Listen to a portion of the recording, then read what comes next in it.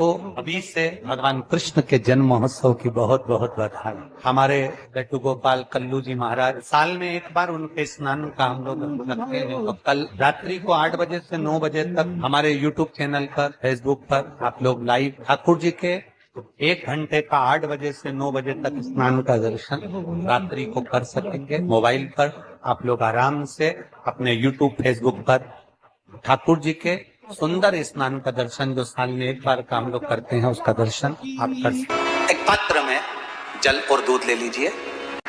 तो कहोगे गुरुजी ये कथा कहाँ से निकाल के लाए हो? तो विष्णु पुराण में से आप उसको स्मरण कर सकते हो। काय में से? विष्णु पुराण में से। एक पात्र में देसी गाय का दूध, जल उसमें रखकर, और आपके यहाँ अगर लड्डू गोपाल हो, यदि आपके घर में ठाकुर जी हो, लड्डू गोपाल हो, विष्णु जी का कोई स्वरूप हो, श्री हरि का कोई स्वरूप हो, तो उस पर आप संध्या के समय पर दुर्वा डालकर उस दुर्वा से अगर लक्ष्मी जी के नामों का 108 बार उच्चारण कर कर, घी का दिया लगाकर, कैसर के चावल साथ में रखकर केवल उस जल का और दूध का मात्र छींटा देते हो, तो उसके घर में कभी लक्ष्मी की कमी नहीं आ सकती, संपदा बढ़ती चली जाती है। 108 बार लक्ष्मी के नाम का मात्र उच्चारण कर लेने पर, भगवान विष्णु के चरणारविंद पर, भगवान विष्णु के चरणों पर केवल उस दुर्वा का, जल का, दूध का सिंचन कर देने से भी लक्ष्मी की वृद्धि होती है। आपके घर में छोटे से ठाकुर जी हैं, आपके घर में छोटा सा कन्हैया है, और छोटे से कन्हैया जो पुराने समय का है, उसको नेत्र भी लगाने की जरूरत नहीं है, क्योंकि उसके नेत्र हैं। और मान लो तुमने इतना बड़ा कन्हैया ले लिया, तो अरे बोलो तो जम के जरा, और उसका कोई एक नेत्र कहीं गिर गया, एक नेत्र कहीं चले गया, तो फिर दूसरा नेत्र लगाना पड़ेगा कि नहीं लगाना पड़ेगा? और अगर एक नेत्र पर रखोगे तो अच्छा लगेंगे कि ठाकुर जी? नहीं।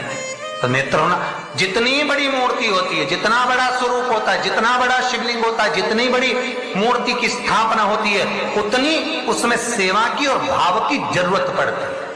भगवान विष्णु ने जाते हुए शिव बाबा को देखा।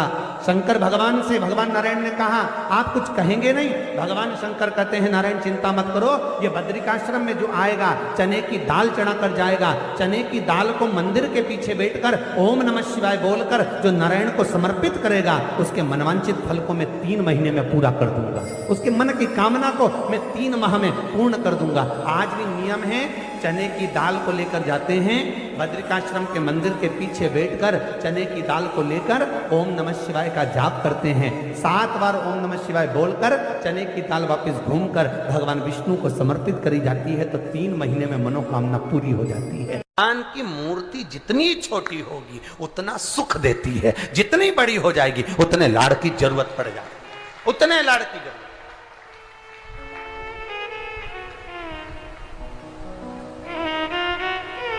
जितनी छोटी। अब आप कहोगे गुरुजी तुम इतनी बड़ी बड़ी बातें करते हो, तुम्हारे ठाकुर जी भी तो देखो कितने बड़े हैं। आपको मालूम होगा कि इंदौर में कथा थी, बहुत साल पहले, 20-1 साल पहले की बात होगी, 20-22 साल के पहले की। इंदौर के सेठ जिनके पास में ठाकुर जी थे, और उनके कोई गुरुजी, अब गुरुजी तो गुरुजी होते हैं, उन्होंने कह दिया इतनी बड़ी मूर्ति घर में नहीं होना चाहिए। अब उनको कह दिया कि इतनी बड़ी मूर्ति घर में नहीं होना चाहिए, तो वो इनको नर्मदा जी में विसर्जन के लिए लेकर जाने लगे या कहीं देने के लिए जाने लगे।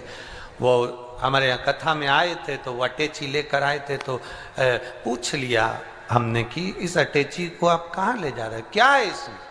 उन्होंने कहा इसमें लड्डू गोपाल हैं ठाकुर जी। हमने कहा कहाँ ले जा रहे हैं? हमारे गुरुजी ने कहा इतनी बड़ी मूर्ति घर में रहती है ना, तो तकलीफ होती, इसलिए हम इनको नदी में, नर्मदा जी में छोड़ने के लिए या आश्रम पर किसी के यहाँ देने के लिए जा रहे हैं। तो हमने कह दिया लाडला है, कहाँ इसको नर्मदा के जल में आप छोड़ोगे, हमको दे दो, हमारे साथ कथा में चलता रहे, आनंद से श्रवण करता रहे, भक्ति करता रहे। और क्या लाडला है वो, उसका नाम हमने कल्लू रखा, हमारा कल्लुआ है, लाडला। जय हो।